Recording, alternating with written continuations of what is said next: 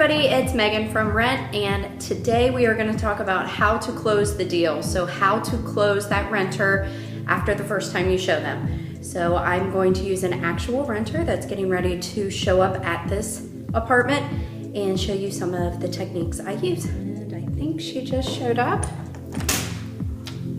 Hi, Megan. Hi, how are you? Great, how are you? Good. Here is the apartment I was telling you about. Nice.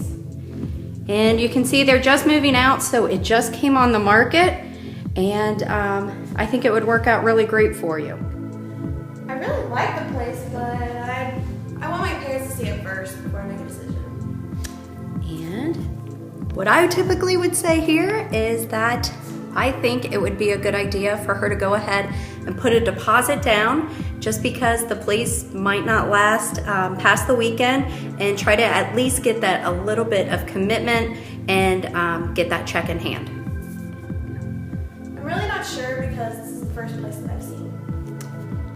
How I would overcome the objection of this is the first place I've seen is that I would tell her that I can show her any property. So anything that she finds on Craigslist, I would recommend her send it to me. That way I could help her negotiate her lease. I also would tell her that if she does have any interest at all in this place, it is a hot property and that maybe she should move forward. The rent seems a little bit high.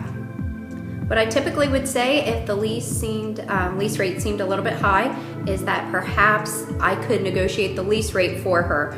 And that's the benefit for working with an agent, is that I'm here to work for my tenant. So I would try to talk her into, say a 2-year lease or a longer term lease. If she is in college, then I would say, well, if you're planning on being here for 2+ years, let's go ahead and write up the lease for 2 years. And I think I could get you $100 off the lease, and would that be better for you? Great thing about that is she gets a great deal. The landlord's happy because there's no turnover, and you make double commission.